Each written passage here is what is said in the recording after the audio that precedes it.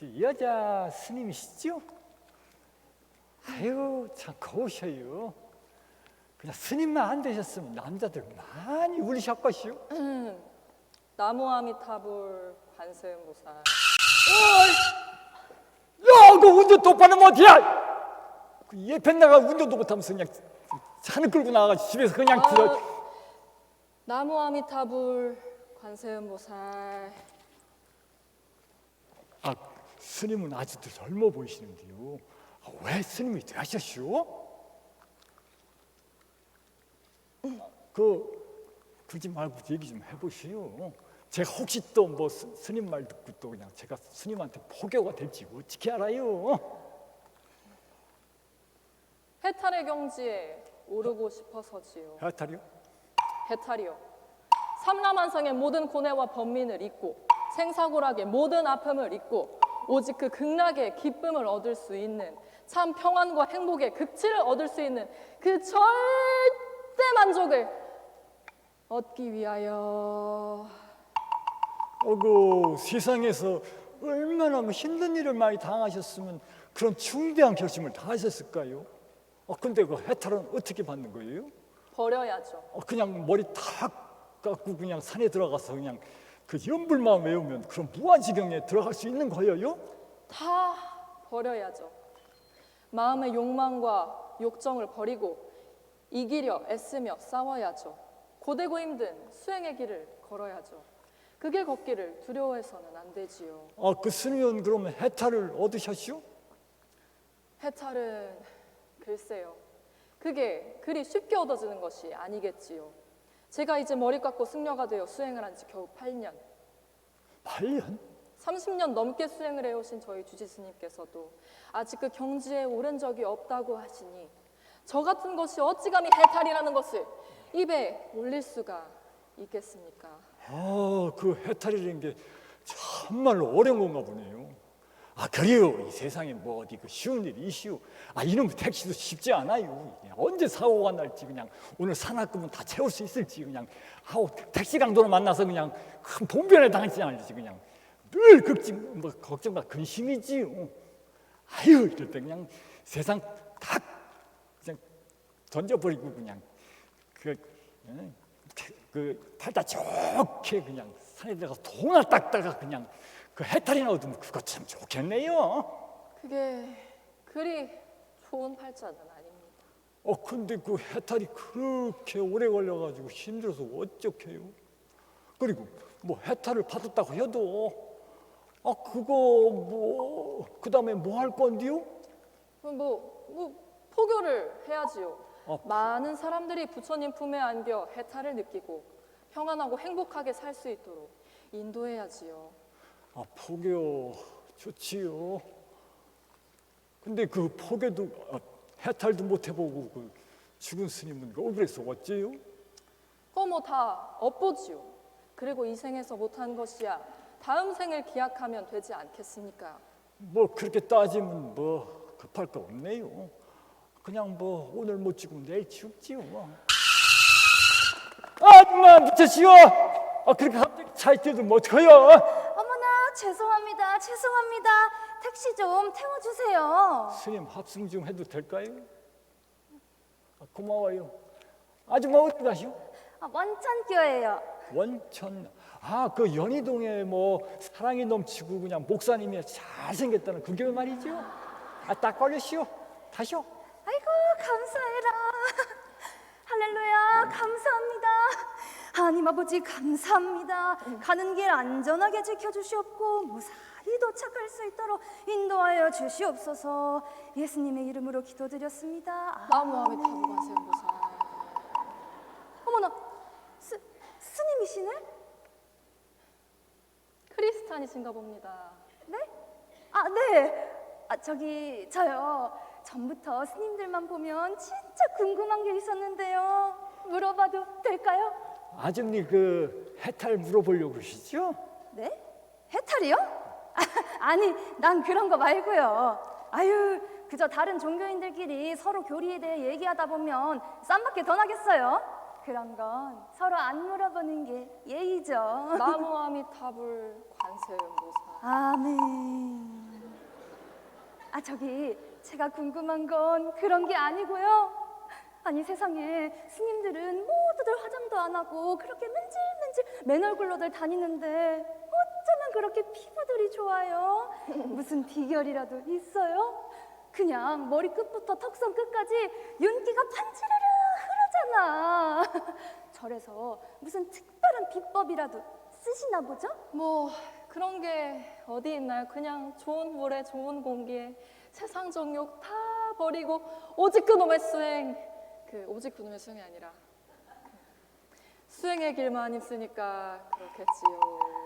맞아요. 아, 세상에 그냥 아무것도 아닌 돌부처만 믿는 사람들도 저렇게 열심인데, 아, 우리 예수 믿는 사람들 각성해야 된다니까. 주일날 딸랑 예배나 한번 드리고 나면 예수님은 나물나라 하니. 이런 무식한 부처는 믿음의 대상이 아닙니다. 모든 인간이 수행을 통해 부처가 되어가는 것이지요. 나무 아미타불 관세음보살, 나무 아미타불 관세음보살. 내게 강 같은 평화, 내게 강 같은 평화, 내게 강 같은 평화가 넘치네. 할렐루야.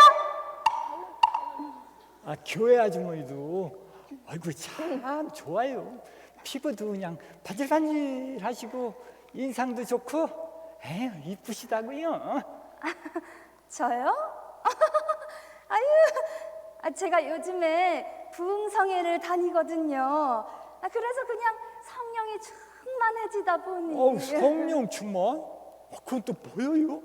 그거요? 그게 우리 주님 앞에 열심히 뜨겁게 기도하면 주님께서 선물로 주시는 건데요. 이 세상의 모든 고뇌와 번민을 잊고 생사고락의 모든 아픔을 잊고 오직 천국 같은 마음의 기쁨을 얻을 수 있는 참 평안과 행복의 극치에 이르게 되고 모든 사람들이 사랑스럽고 미운 사람이 용서가 되고 그 기쁨을 세상에 전하고 싶어서 가슴이 막 뜨거워지는 그런 거랍니다. 그건 정말 받아보지 못한 사람은 도저히 이해할 수 없는 거랍니다. 몸에 그 좋은 걸 뜨겁게 기도만 하면 단번에 그냥 줘요? 물론이죠. 단번에 단번에? 그냥 에이 그래도 뭐 여기 스님은 8년째 수행이라는데 그래도 뭐 몇 년은 그 영역을 쌓아야 뭐 될 것 같은데요. 아주머니 오늘도 이렇게 그냥 택시까지 타면서 열불나게 교회 가는 거 보면요, 이것도 뭐 수행의 일종 같은데요. 물론 그 하나님의 은혜로 구원은 단번에 받지만 그게 다가 아니고 뭐 내 자랑은 아니지만 새벽 예배, 수요 예배, 금요철야, 주일 성서, 식당 봉사까지 고품격 성도의 클래스를 유지하기 위해서. 그거 말이 이상해요. 뭐 단번에 그냥 다 받았다고 하면서 아니 뭐 그건 또 뭐예요? 아니 그게 그런 게 아닌데 이게 뭐라고 설명을 해야 할지. 아유 뭐 본인도 잘 모르면서 그냥 교회만 좋아서 다니는 것 같은데요. 아니 그게 아니고 맞다. 그냥 나는 구원을 더 받아보겠다고 그러는 게 아니고 너무 좋아서 예수 믿는 게 너무 좋아서 내가 자원해서 이렇게 사는 거라고요.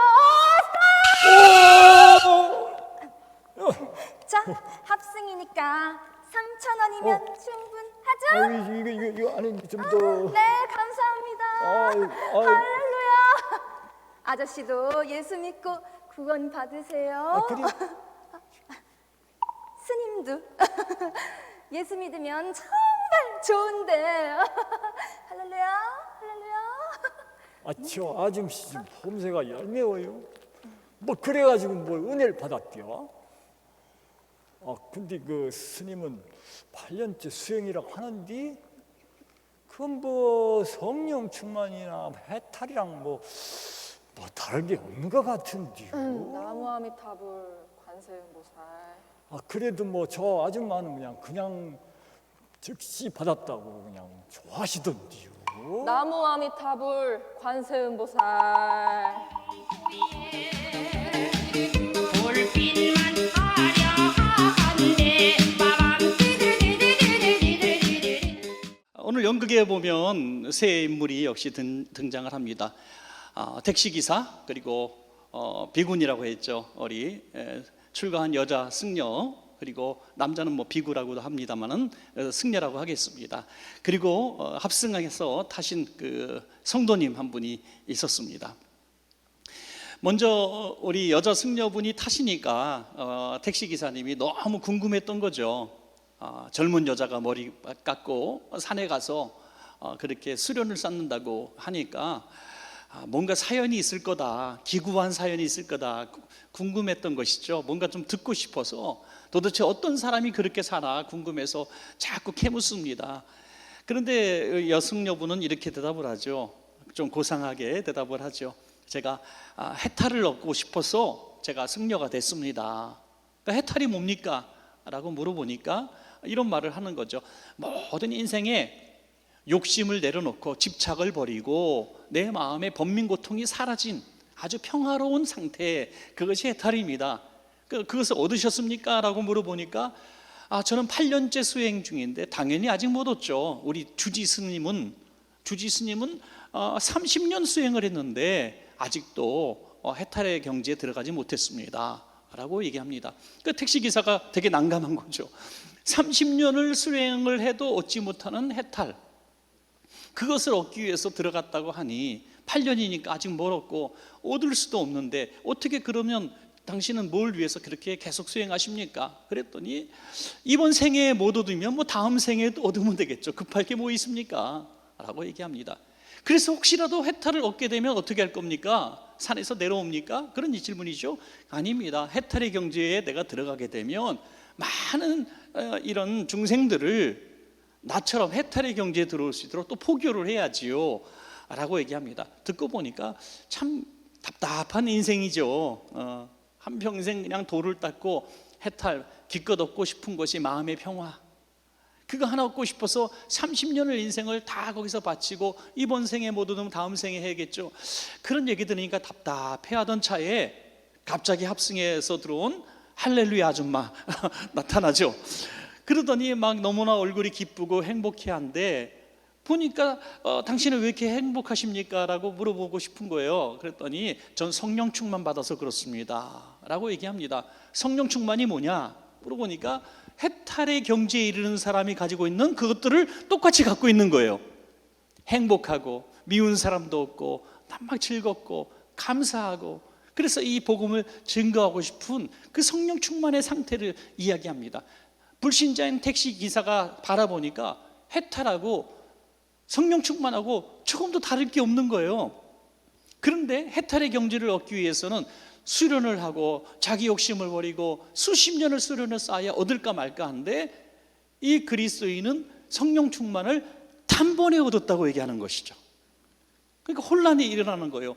수련을 쌓아서도 못 얻는 건데 비슷한 건데 단번에 얻었다. 이거 손현미 작가님이 쓴 시나리오가 굉장히 이 부분에 통찰력이 있다고 저는 봅니다.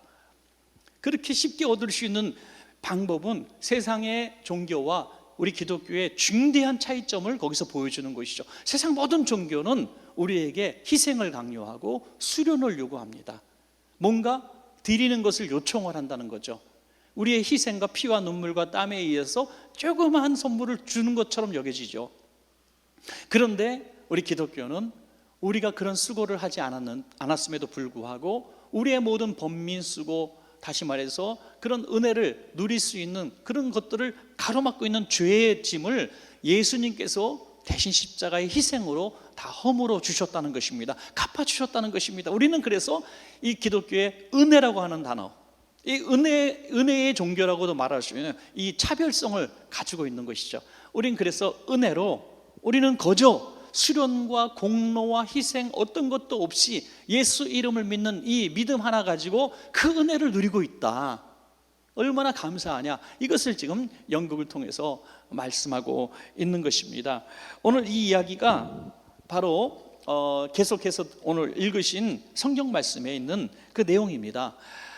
한 간수는 바로 이 은혜를 입고 하루아침에 주님을 영접하고 인생이 변화된 그런 사람, 무신론자에서 기독교인이 된 이런 극적인 한 사건을 담고 있죠.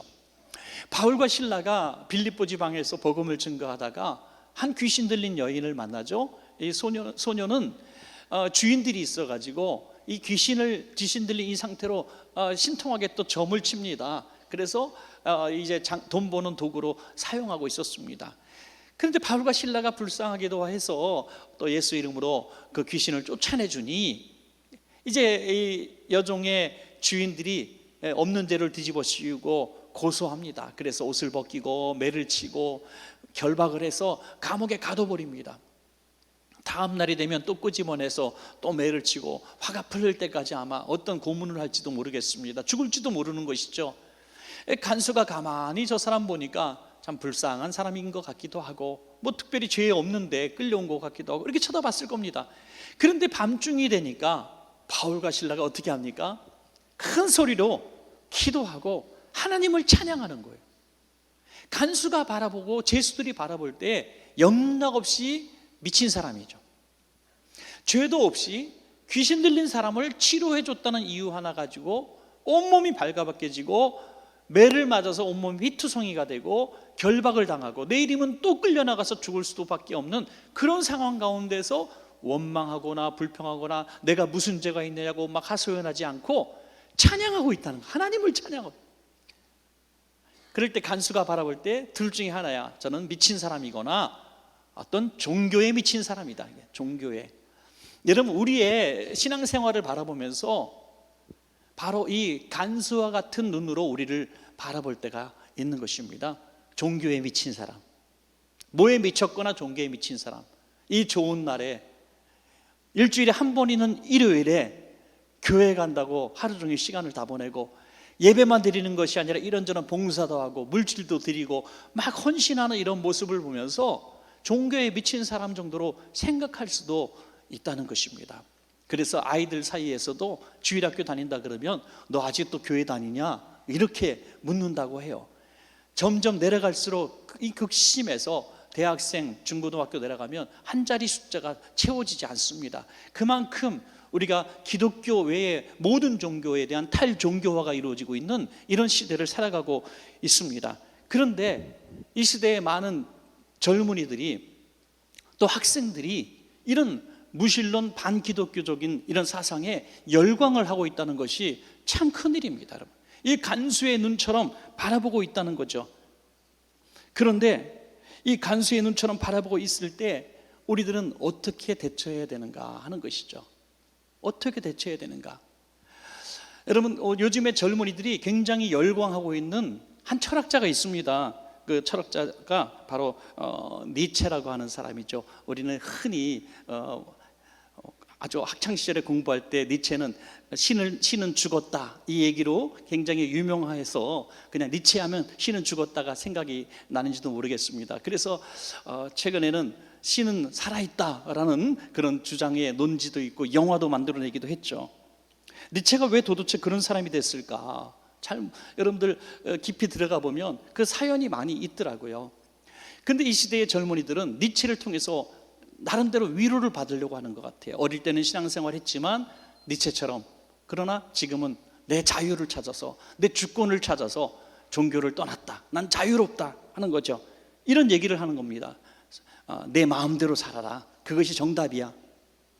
남의 말 듣지 마, 네가 오라, 내 편에 없어, 너를 도와줄 사람 없어, 신이 어디 있어, 너는 너만 믿어야 돼, 네 힘과 네 권력을 믿어야 돼. 이렇게 얘기한 사람이 바로 니체라는 거죠. 니체 사진 한 장 볼까요? 여러분 이렇게 생긴 사람입니다. 잘 생겼어요. 예.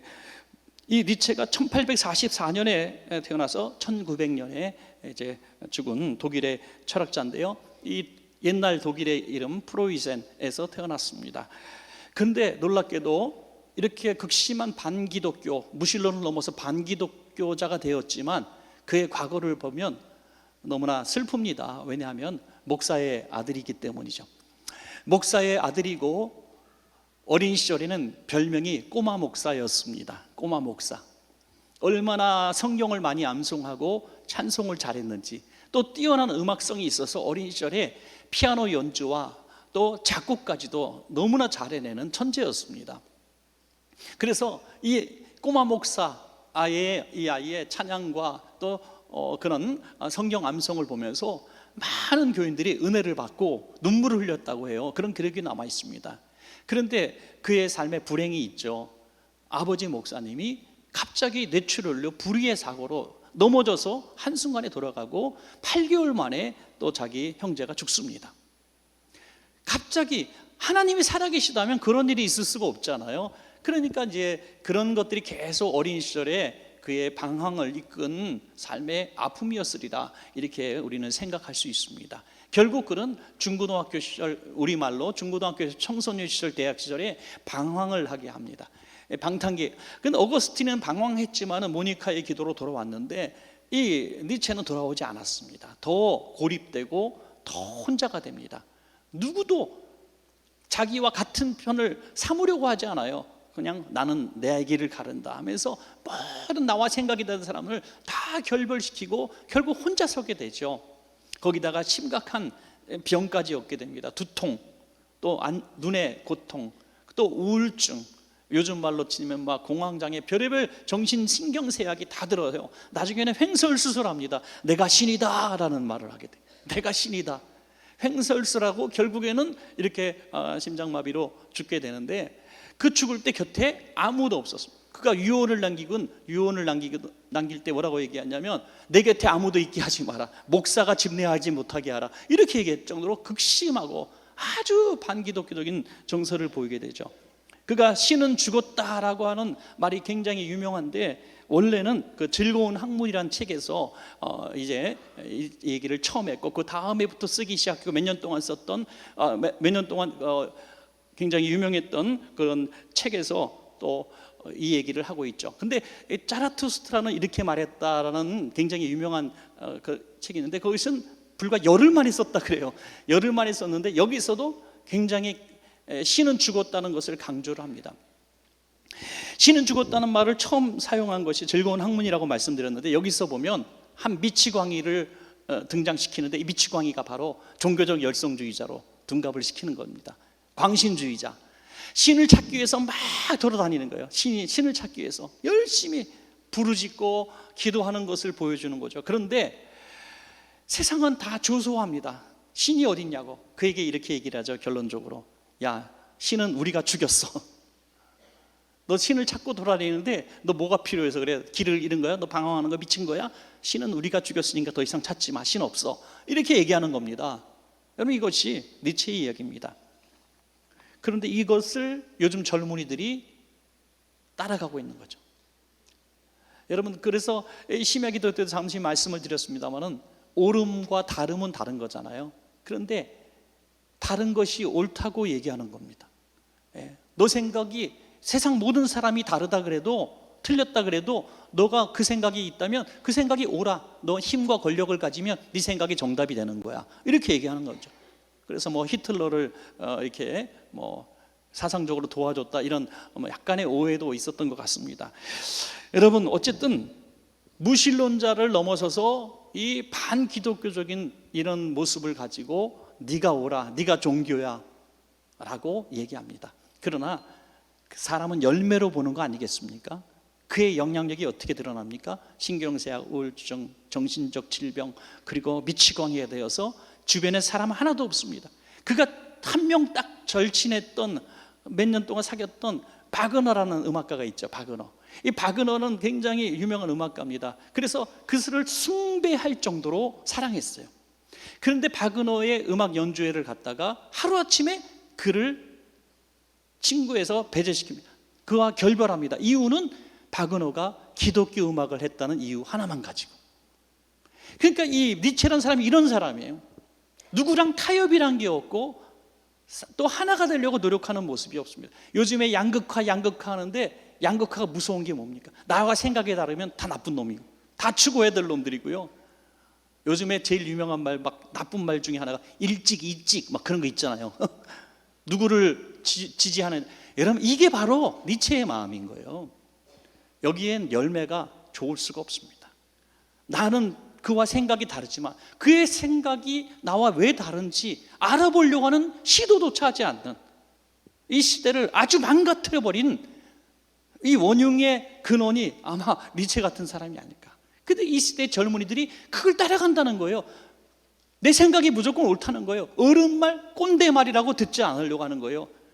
옳은 말임에도 불구하고 자기가 다르다는 이유로 자기만 옳다고 얘기하는 겁니다. 여러분 이 시대의 미래가 뭐가 있겠습니까? 니체의 결말을 보면서도 자기 인생이 그렇게 가는 것도 모르고 그냥 그렇게 살아간다고 하는 것입니다. 결국 정신병으로 그렇게 쓸쓸하게 죽고 말았던 그를 왜 이 시대의 젊은이들이 신봉하고 옳다고 얘기하는지 답답하죠. 여러분 우리를, 세상의 사람들이 우리를 그런 눈으로 바라보는 거예요. 니체의 눈으로, 바로 이 간수의 눈으로 바라보는 것입니다. 그들의 눈을 변화시키고 그들의 마음을 변화시켜서 예수님이 살아계시고 그들에게 생명이 된다는 사실을 깨닫게 하는 유일한 방법이 뭡니까? 하나님이 우리와 함께 하시는 것을 보여줄 수밖에 없는 것입니다, 여러분. 자, 사도행전 16장 26절에 보면 이에 갑자기 큰 지진이 나서 옥토가 움직이고 문이 다 곧다 열리며 모든 사람이 매인 것이 다 벗어진지라 그랬어요. 그들의 상식과 경험에는 바울과 실라는 계속 억울함을 당하다가 죽임을 당할 수밖에 없는 처지였는데 그들이 경험해 보지 못했고 또 이성적으로 이해할 수 없는 일들이 일어나는 거예요.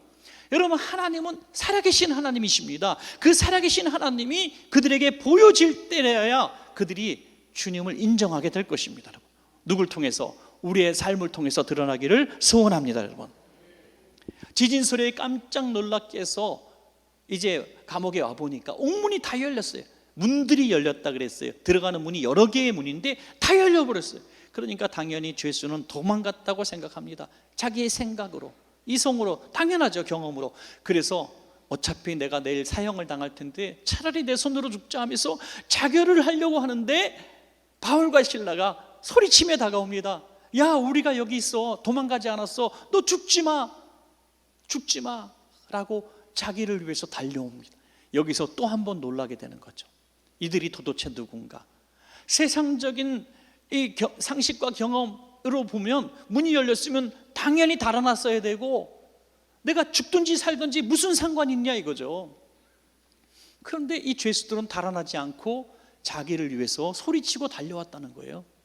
그리고 도망가지 않겠다는 거예요. 문이 열렸는데 억울한 누명을 쓰고 들어간 거 다 아는데 도망가지 않겠다는 거예요. 여기서 세상 사람과 다른 뭔가를 발견한 거예요. 너무나 두려웠습니다. 그래서 이 간수가 어떻게 합니까? 사도행전 16장 29절에서 31절입니다. 우리 한번 같이 읽어보겠습니다. 시작. 간수가 등불을 달라고 하며 뛰어 들어가 무서워 떨며 바울과 실라 앞에 엎드리고 그들을 데리고 나가 이르되 선생들이여 내가 어떻게 하여야 구원을 받으리까 하거늘 이르되 주 예수를 믿으라 그리하면 너와 내 집이 구원을 받으리라. 아멘. 여기에서 모든 간수의 눈, 니체의 눈, 또 불신자 반기독교적인 사고를 가진 사람들이 주님 만났을 때 하는 질문이 여기에 담겨져 있습니다. 여러분, 우리에게 누군가 이런 질문을 하는 날이 온다면 우리 안에 예수님이 드러나신 날입니다. 여러분, 무엇입니까? 내가 어떻게 해야 당신처럼 될 수 있습니까? 이거예요. 내가 어떻게 해야 당신이 만난 예수님을 만나고 내가 어떻게 이 삶에서 구원을 받을 수가 있겠습니까? 세상적으로는 직분이 높아도 비록 나는 죄수고 그는 간수여도 나는 일개 사원이고 그분은 사장님이어도 그분이 어느 날 우리에게 와서 어떻게 해야 내가 당신처럼 될 수 있습니까? 내가 어떻게 해야 당신처럼 행복해질 수 있습니까? 내가 어떻게 이 고통스러운 삶에서 당신처럼 구원받은 삶이 될 수 있습니까? 라고 묻는 날이 올 것입니다. 여러분, 그때 우리는 이렇게 대답을 준비해야 합니다. 주 예수를 믿으십시오. 주 예수를 믿으십시오. 그러면 당신과 당신 가족이 구원을 받을 것입니다. 간수는 지금까지 눈에 보이는 것만 믿었던 사람입니다. 손에 잡히는 것만 믿었던 사람이에요. 요즘의 시대의 보통 사람이죠. 나는 본 것만 믿어, 나는 증명되어진 것만 믿어 하는 사람. 그 사람이 어느 날 주 예수를 영접하게 되는 귀한 역사가 일어나게 되는 것입니다. 간수는 진심으로 예수님을 영접하게 되죠. 그리고 너무너무 감사해서 바울과 실라를 집으로 데려갑니다. 여러분, 죄수를 감옥에서 빼내서 집으로 데려갑니다. 있을 수 없는 일이죠. 어떤 믿음이 생긴 거예요? 이들은 동네로 나가도 도망가지 않을 사람이라는 거죠. 도망갔으면 벌써 도망갈 사람인데 도망가지 않았지 않습니까? 믿음이 생긴 거예요. 우리 그리스도인을 향한 그러한 믿음이 생겼을 때 바로 그들이 같이 구원을 향해서 달려갈 수가 있는 것입니다. 집에 가서 씻겨줍니다. 좋은 음식을 대접합니다. 그리고 온 가족을 불러 모아서 그 말씀을 듣고 가족들이 다 한날에 세례를 받고 그리스도인이 된 줄로 믿으시기 바랍니다. 여러분, 이 말씀이 사도행전 16장 32절부터 나와 있는 것입니다. 한번 같이 읽겠습니다. 시작. 주의 말씀을 그 사람과 그 집에 있는 모든 사람에게 전하더라. 그 밤 그 시각에 간수가 그들을 데려다가 그 맞은 자리를 씻어주고 자기와 그 온 가족이 다 세례를 받은 후 그들을 데리고 자기 집에 올라가서 음식을 차려주고 그와 온 집안이 하나님을 믿음으로 크게 기뻐하니라. 아멘. 여러분, 말씀을 맺겠습니다. 오늘 여기에 등장하는 바울과 실라, 특별히 바울은 기독교 역사상 예수님 다음이라고 하는 위대한 인물로 평가받고 있습니다. 그러나 그런 바울이었지만 그가 자신을 이렇게 평가했습니다. 디모데전서 1장 13절에 내가 전에는 비방자요 박해자요 폭행자였으나, 무슨 말입니까? 나도 당신처럼 반기독교인이었다는 거죠. 박해하고 비방하고 믿지 못하는 사람이었습니다. 그러나 도리어 긍휼을 입은 것은 내가 믿지 아니할 때 알지 못하고 행하였습니다. 내가 주님을 몰랐기 때문에 그렇게 행했다는 거죠. 여러분, 이 시대에 간수의 눈으로, 니체의 눈으로 우리를 바라보는 사람들을 미워할 이유가 없다는 것이 여기에 드러나는 것이, 모르니까. 우리가 만난 주님을 그들은 모르니까, 만나지 못했으니까 당연히 우리를 미치고 한기로 보고 종교에 열광하는, 종교에 미친 사람으로 볼 수밖에 없는 것이 지극히 당연한 것입니다. 그러므로 그들을 미워하지 말고 바울과 실라처럼 고통 중에서도 어려움 중에서도 하나님의 이름을 찬양하고 높여드려서 옥문이 열리는 기적을 그들에게 보여줘야 된다는 것입니다. 나는 당신과 다릅니다는 것을 보여줘야 한다는 것입니다. 다니엘처럼 이 세상에서도 그들보다 훨씬 높은 도덕적인 사고를 가지고 정직하고 또 성실하고 그렇게 살아가는 모습을 보여줘야 된다는 것입니다. 무엇보다 하나님의 살아계신 실존하시는 기적이 우리 삶 가운데 일어나야 하는 것입니다. 우리 많은 분들이 기도할 때 그렇게 기도해요. 하나님, 내가 이런 난치병에 걸렸는데 이 병에서 내가 치료받음으로 말미암아 전도의 기회가 되기를 원합니다. 하나님 믿는 자로서 이렇게 어렵게 사는 것이 덕이 되지 못합니다. 하나님, 저에게도 물질복을 주셔서 하나님 영광 위해서 쓸 수 있는 기회를 주십시오. 이렇게 기도하시라는 겁니다, 여러분. 그래서 우리의 삶을 통해서 바로 그들의 만져지고 보여주는 것만 상식과 경험 속에 살았던 사람들이 우리와 함께 하시는 주님을 보고 우리에게 묻게 되는 날이 올 것입니다. 어떻게 하면 당신처럼 될 수 있습니까? 그때 우리도 그에게 주 예수를 믿으십시오. 구원이 임할 겁니다. 그래서 우리와 그들이 함께 기뻐하는 복된 날, 여러분의 모든 친지, 일가 또 이웃들 되시기를 주님의 이름으로 간절히 축복합니다.